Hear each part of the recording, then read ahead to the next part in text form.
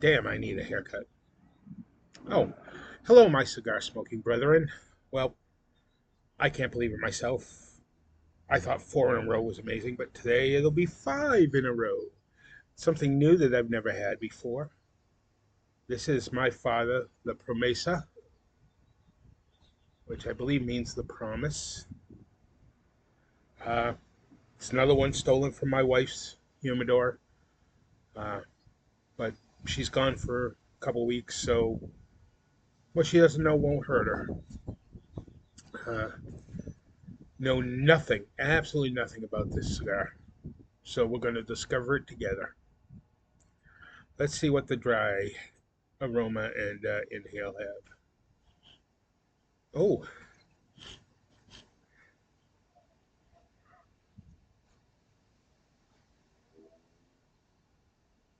nutty coffee, a little bit of grassy.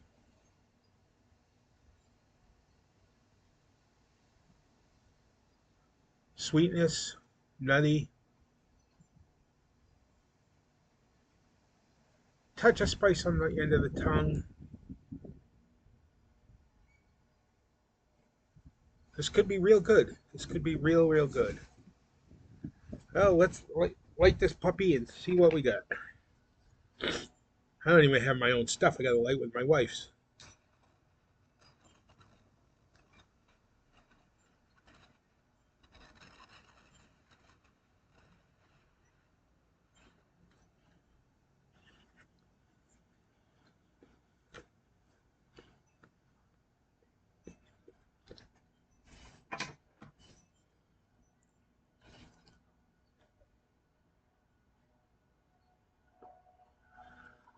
Okay, medium bodied on the nose tingle, but I got to tell you, there's something else there. A nose flavor that I'm not used to.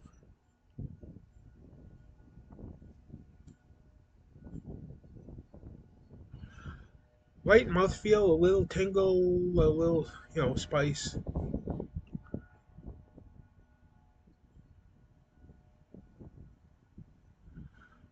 Sweetness, like I said, I'm getting a nutty. It could just be me that's nutty. Um, there's something else there.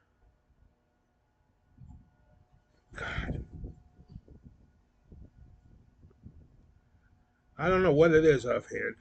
Maybe I can come up with it.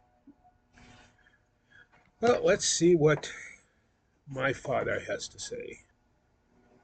La Promesa, the promise, refers to the promise made by company patriarch Jose Pepin Garcia to his family before leaving his native Cuba. He promised to prove himself, to make something of himself in the cigar world outside of Cuba. He promised to honor his family and his tobacco heritage. According to my father, the company as it stands today, with its farms in Nicaragua and factories in both Nicaragua and Miami, is the fulfillment of that promise.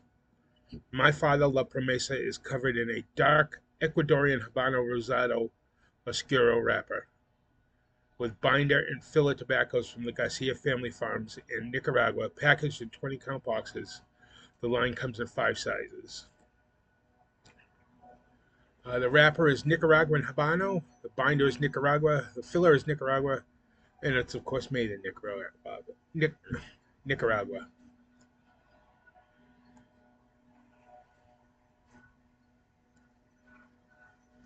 I don't know, this one's got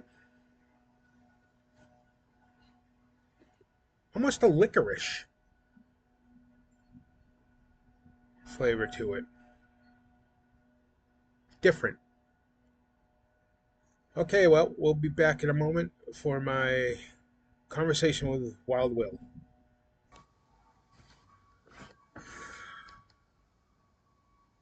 Sometimes I am a complete F up. I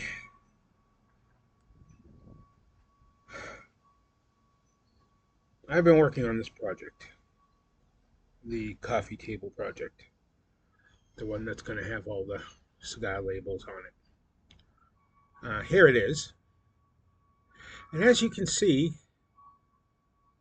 here in the corner, I fluffed it up. I had it all done. I had it all painted, ready to go. Sent a piece in. All I had to do was put the labels on, and it was done. And there's nothing I can do about it because I don't have any more of that gray paint, so I can't sand it down. I, this is a story of my life. I am oftentimes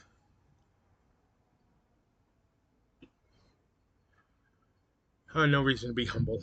So I'm good at things. I'm good at projects. I'm good at working with wood. I'm good at fixing things. But I have always had this ability to be 90% done and have something be screwed up. I mean, and it's not just in projects. It's in life. I've always done stuff too quick, without thinking, or just on reaction. And a lot of times I feel like I take 2 steps forward and 1 step back, 3 steps forward and 2 steps back. I just feel like everything I do has a negative consequence. Like the table, I'm not going to fix that. I can't. I just don't have the. I would have to totally repaint everything, take it all apart. It's just not worth it.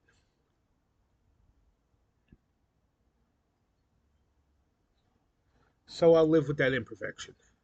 But what does that bode for my potential humidor making business? That I can't allow a little imperfection. I will have to bite the bullet and refix, refix, fix any imperfections that I create along the way. But um, like I said, it's not just on projects. It's in life. I have a great wife. Oh my God, if you guys could meet my wife, you'd say I'm above my pay grade in that respect. She is amazing. She's wonderful. She's a good person. She's caring. She loves me for some unknown godforsaken reason. And 2 years ago, I did something stupid. And I almost lost it. I almost lost her. I almost lost my marriage, my relationship with her. And, you know, over something I didn't even think about, something stupid. Yesterday at work, I almost lost my job because I panicked. I was trying to turn around this big truck, a 26-foot box truck. I got my front wheel stuck in this guy's little. It wasn't even a rock wall. It was just some rocks placed beside his walkway and driveway. And I couldn't get the truck loose, so I panicked and I just drove over the wall, gouged a big piece of his lawn. I don't know if it's going to cost my company money. You why do I always seem to screw up something good? I mean, it's not totally screwed. I still have my job, but I'm kind of back on probation, and it's just I don't know. I don't know. Is it fate? Is it God doesn't like me? Is it I'm just stupid and don't think and react? This was not the intent of my conversation with Wild Will, was to lament my screw ups, but it is what's on my mind today because of the table. So it's what you get. I mean, really, I don't think I'm a bad person. I think I'm a pretty good person. I think I'm handy. I think I'm talented in a lot of ways. I don't think I deserve what I feel are these steps backward that I always seem to take. But I suppose I can't do anything about it, or I suppose I'm the only one that I can do anything about it. I can't expect someone else or something, i.e., God or fate or the universe, to do anything about it. I have to take the bull by the horns and make the corrections myself. Thank you for putting up with my morose conversation today. And maybe one day I'll come on here and say, hey, yo, my life is just amazing. I haven't screwed up in months. I doubt it given my nature, but maybe. Okay, we'll be back in a very short time when we're about halfway through here for that review. Okay, I'm halfway through here. Uh,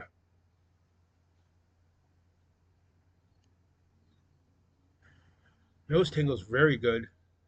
Still have some of that uniqueness, although in the nose taste, for lack of a better term, it's not licorice. It's just something I can't describe, but I like it.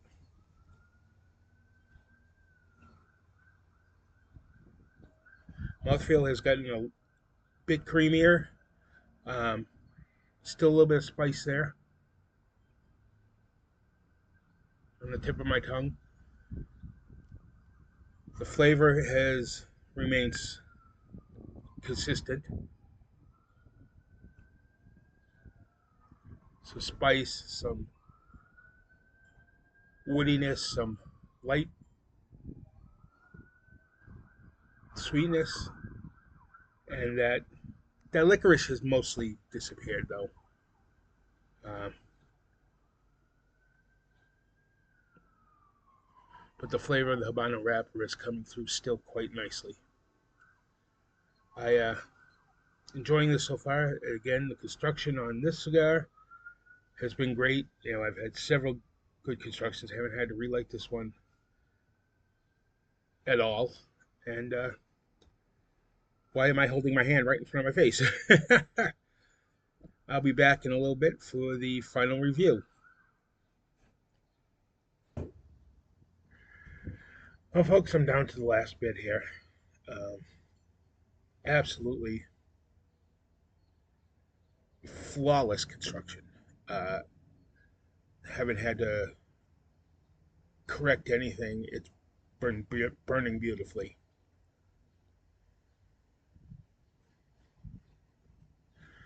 Low nose tingle is that low, constant, just buzz there that I like.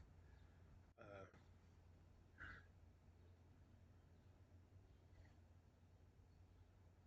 Mouthfeel has remained somewhat creamy, a little spicy and on the end of the tongue, just like I have said all along.